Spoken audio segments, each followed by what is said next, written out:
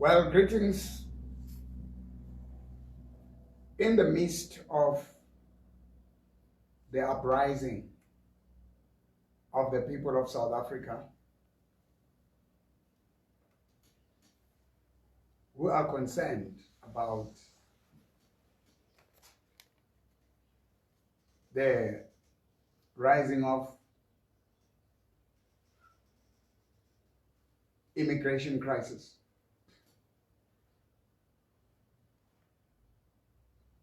We see faith leaders from Nigeria prophesying the worst that will happen in the country of South Africa. Other countries like Ghana,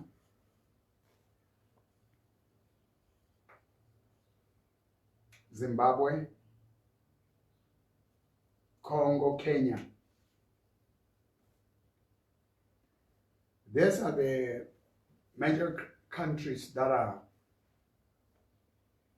having Alvi as a spiritual leader, as a prophet. I will address the spiritual side. We haven't been doing enough spiritually to stand for our country as the church and be the voice of God that is not moved by situations and circumstances. Now we are standing our ground.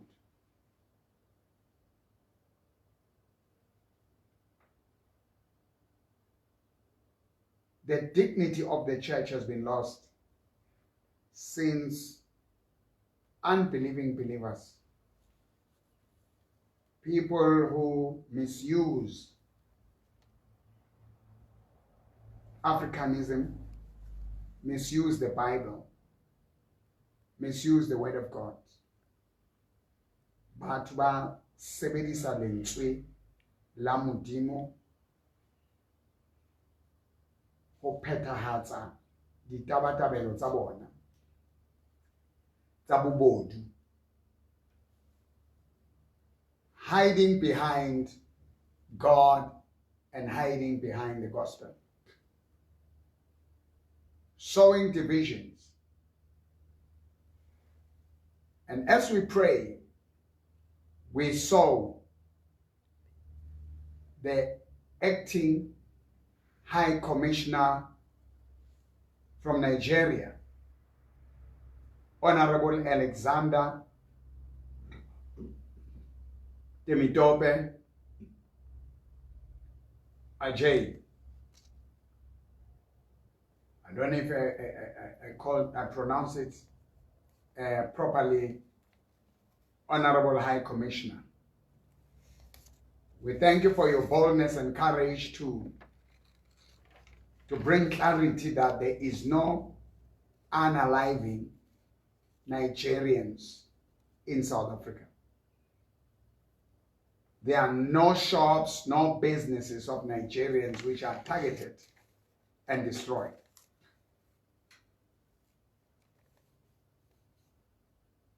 Now, this lies and misinformation seeks to divide and promote hate among the people who are at the lower ground. We understand that men and women in Nigeria, they are running away from their country because of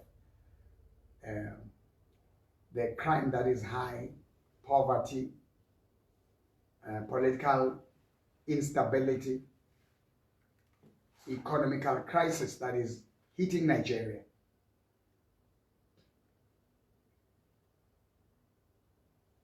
Kidnappings. We see people being unalived by terrorists, by extremists. We are not aware, we don't know for sure, we don't have the facts, but that's what we see on the social media. The girls, women, and children are kidnapped in schools, churches burned down, and even the priests being unalive.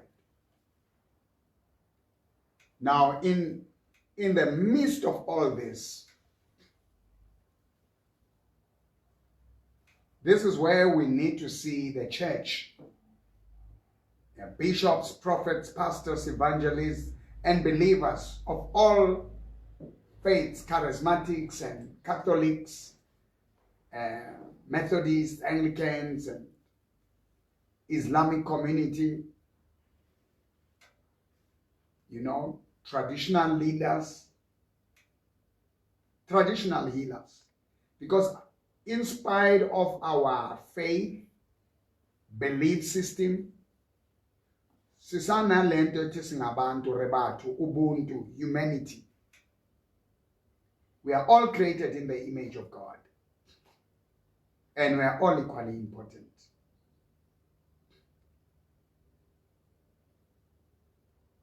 We see pastors, prophets, speaking direct, blaming President Cyril Ramaphosa, blaming the president, the government of South Africa, blaming South Africans,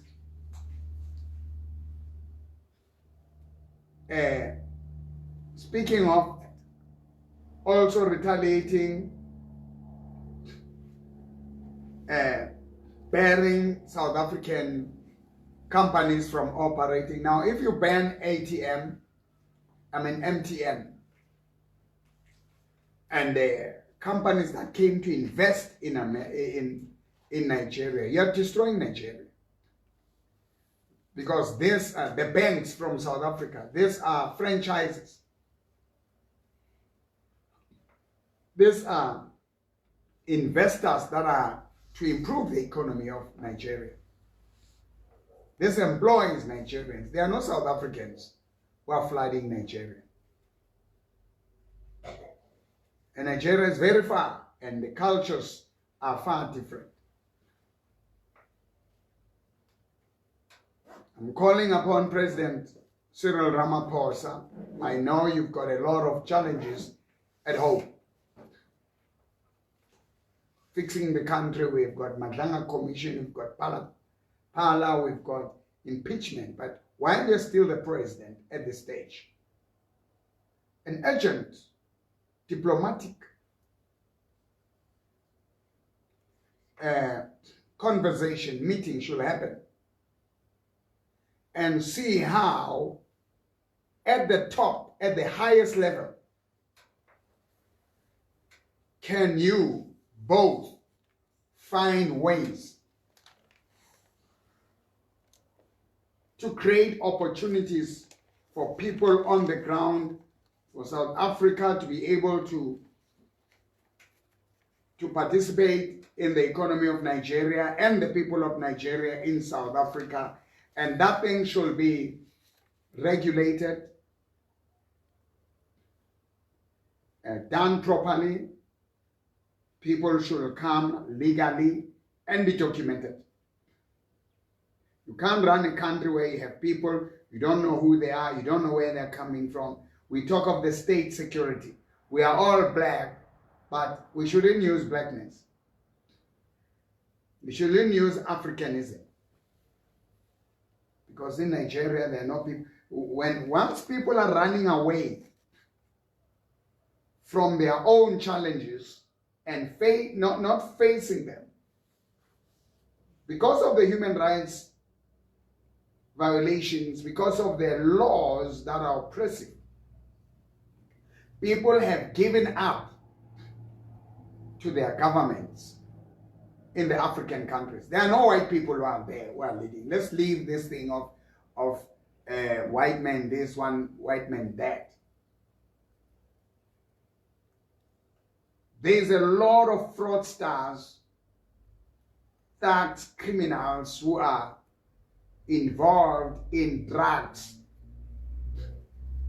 They've damaged the reputation of Nigerians. There's a lot of good Nigerians, good business people.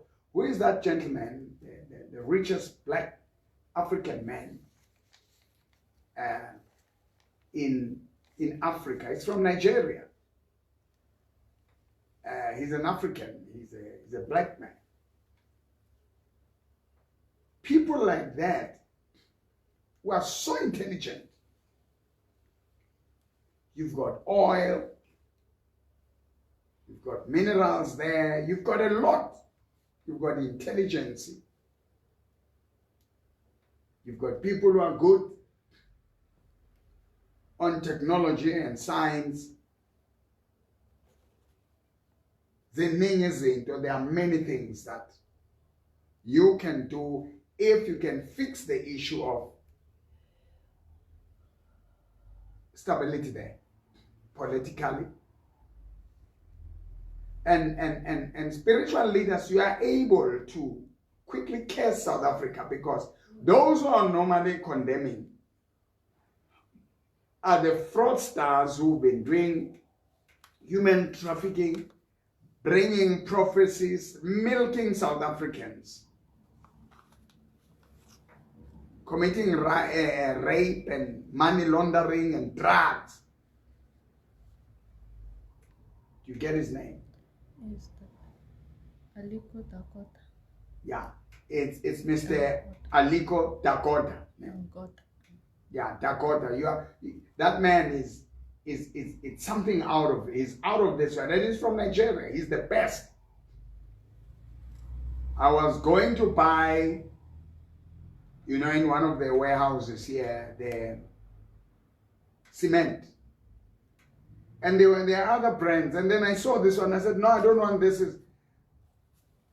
Then I said, no, they said it's from Nigeria. I said, oh, it's from our black brother. No, let me buy it. I bought it.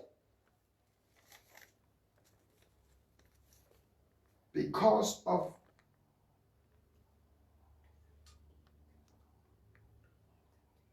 our black brother. So I'm calling upon President Bola Ahmed Tinubu, the president of Nigeria.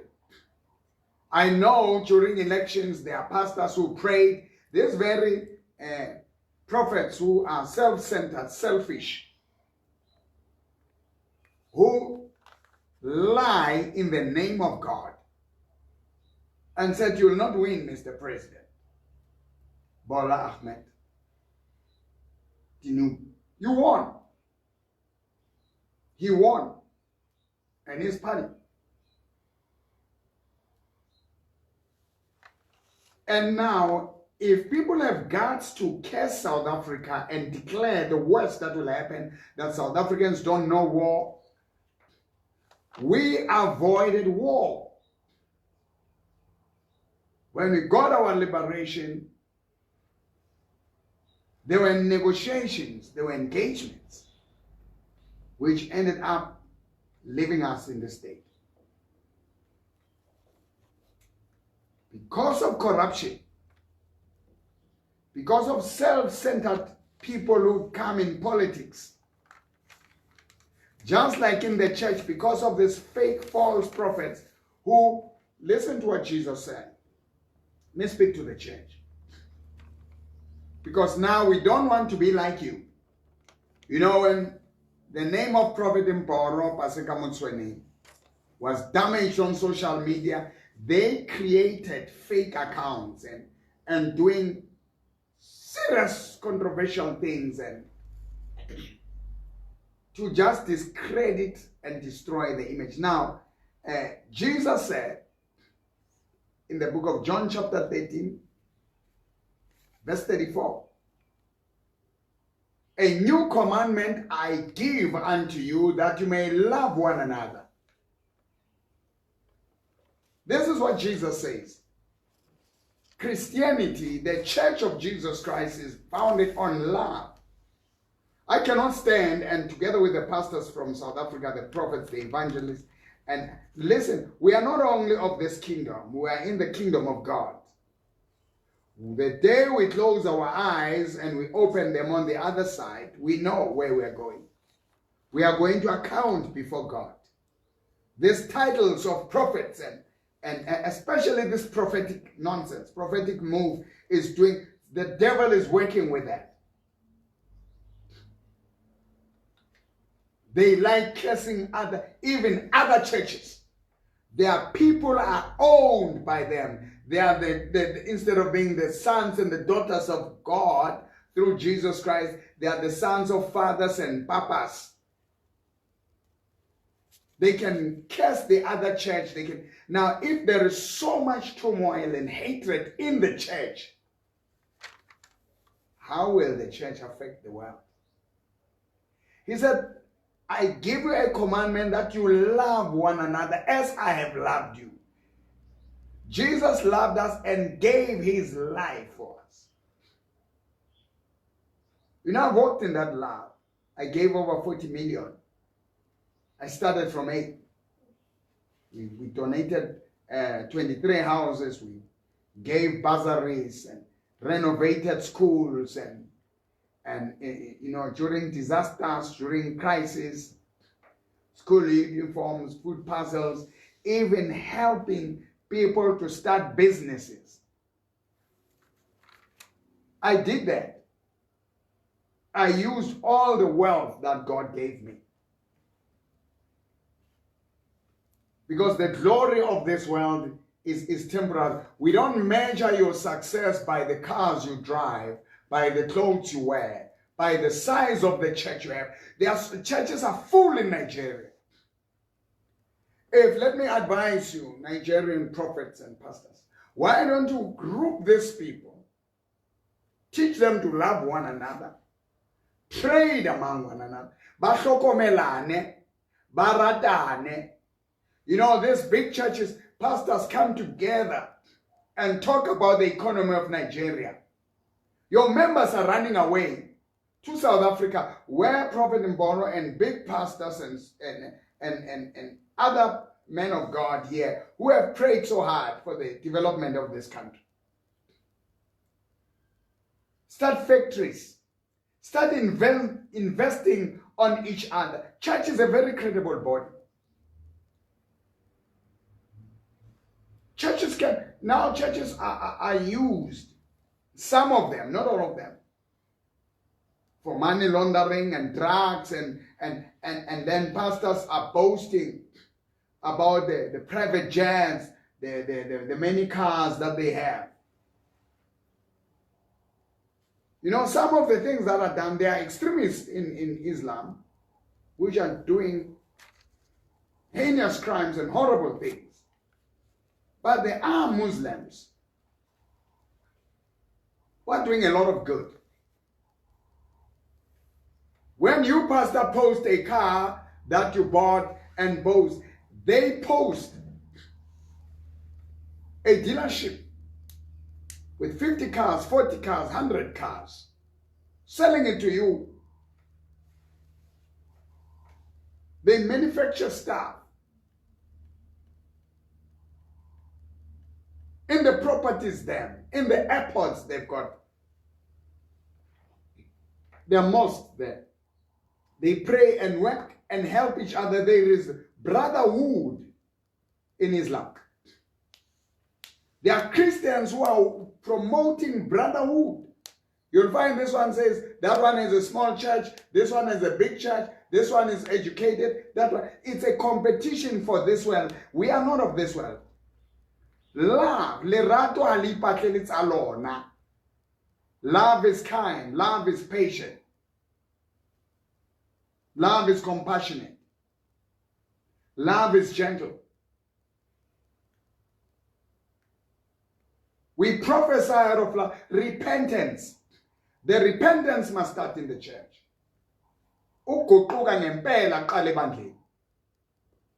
Let's have pastors in a dialogue. Pastors in Nigeria, you want to control here. Your days are over. Many decades.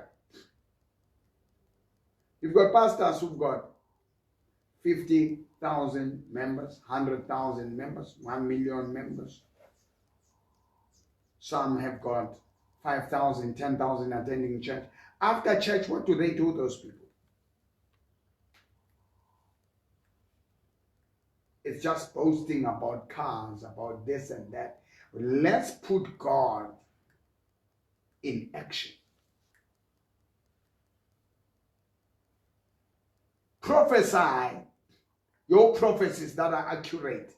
You can even prophesy. Prophesy, where is the oil? What are the minerals that are there on the ground? And how deep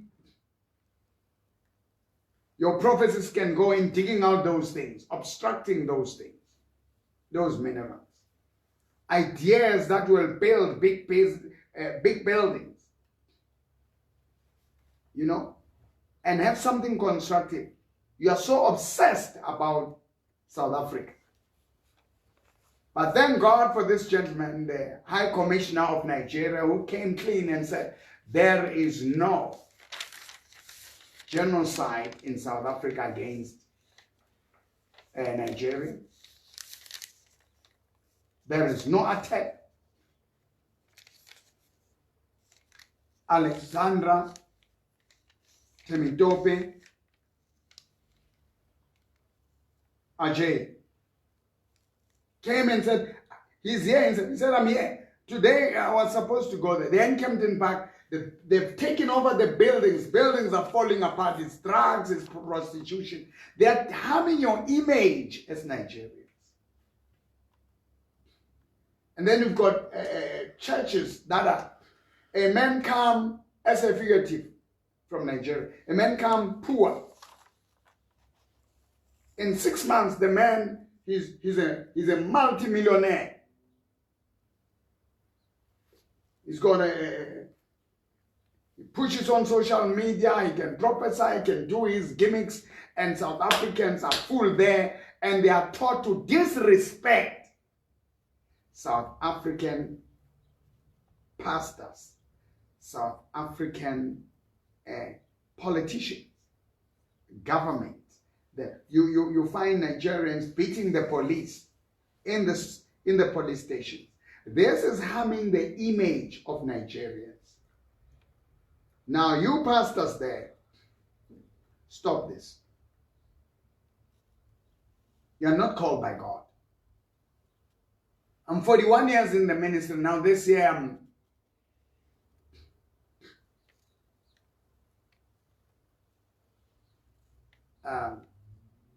I'm 42 this year in the ministry. We had great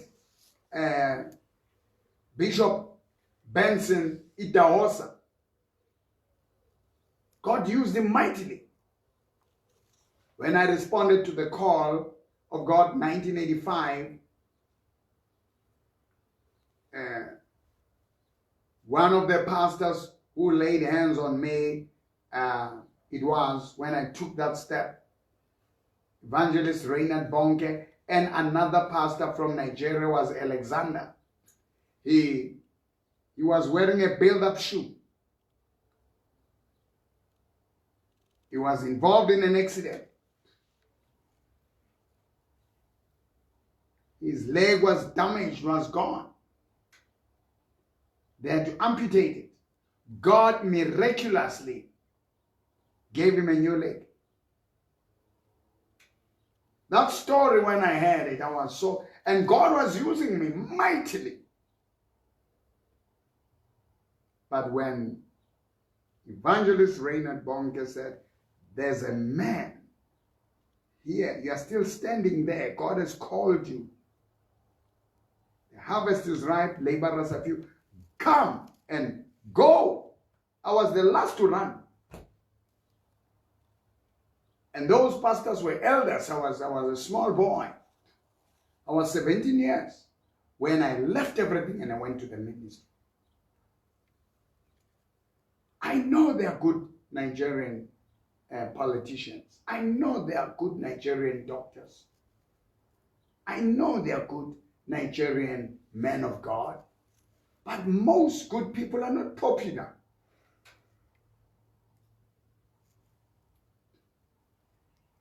So fix your country.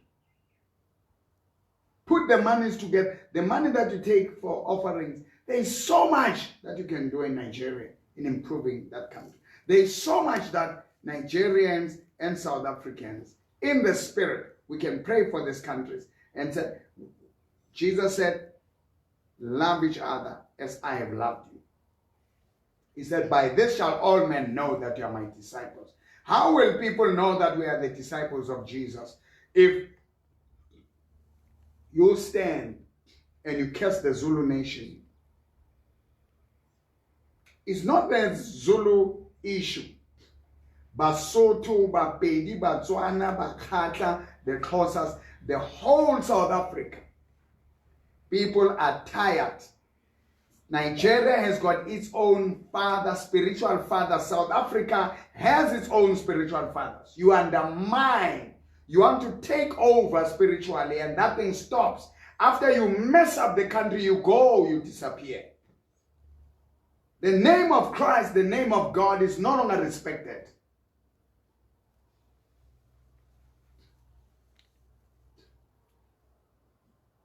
You know, there's a guy there in the 80s who had something like it as a faith or something that has to do with faith in Joburg. When the police raided there, the Bible, they took the pages out, they were drugged.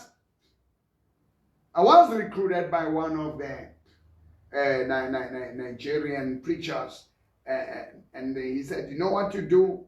They used to call me Pastor Motswening, because I'm Motswening, before they called me Mboro. In the church, put a briefcase, and then the person exchange.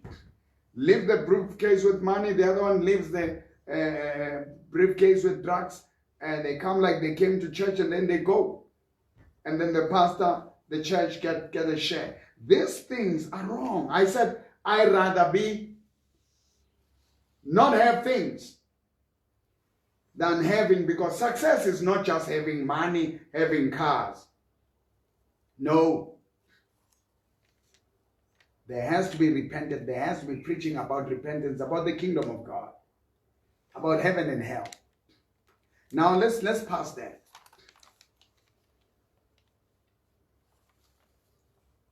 I will call upon President Nagwagwa in Zimbabwe. The Shona people and the Ndebele people, there is war. A lot of Ndebele people were killed.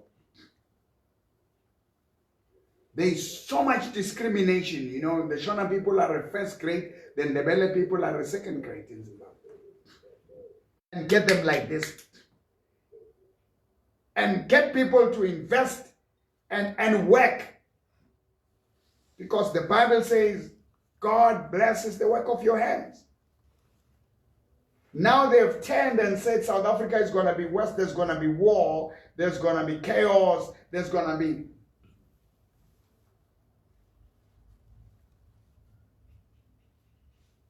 So these things, let's address it. What is it as Zimbabwe government, as Zimbabwe activists, as Zimbabwe prophets, pastors, bishops are doing to come together and face President Nagwagwa? I think President Nagwagwa is approachable. It's not like the first one. To say, President, people are running away. Here's the plan as a church. Be the voice of God there.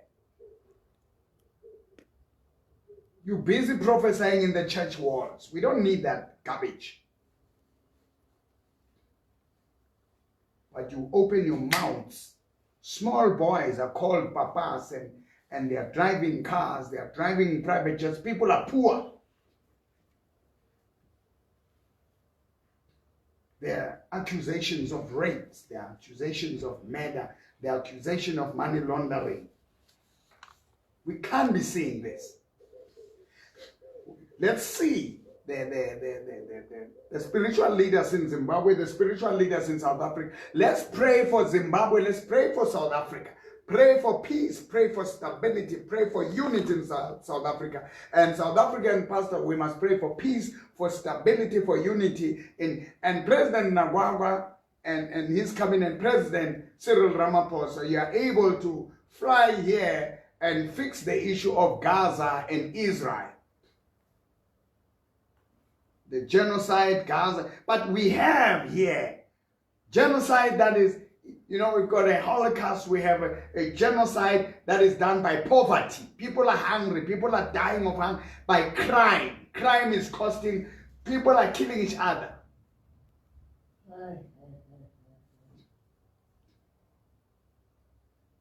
So let's see that happen. And say, people on the grass in South Africa, this is what we can offer small businesses. You can't say people are leaving the big companies. They can't afford that. Let's look into the small businesses, the informal businesses in South Africa, and the informal business, the small businesses, the resources that they can have from the grassroots. What is it that they can benefit each other so that they don't fight each other? And which are informal businesses that they can give this side and that side. And those who overstayed in Zim, in South Africa, give them amnesty to go and fix so that it saves the costs of repatriation of, what do they call it now? Repatriation is for the dead. What do they call it? The people to move. Huh? Not deportation, but this thing for them to leave voluntarily. You know, to say you can go home and not be punished. You don't have money to pay for the fines. Just go. Make it easy, because we understand. Let's not talk about punishing people. Let's not talk about punishing people. How do we make it easy for them to go home and fix their country and fix their papers? When they come here, they must be known. They must be documented. Fanele niyaziwe nanifika endaweni ukuthi ningobani. And then we'll have peace.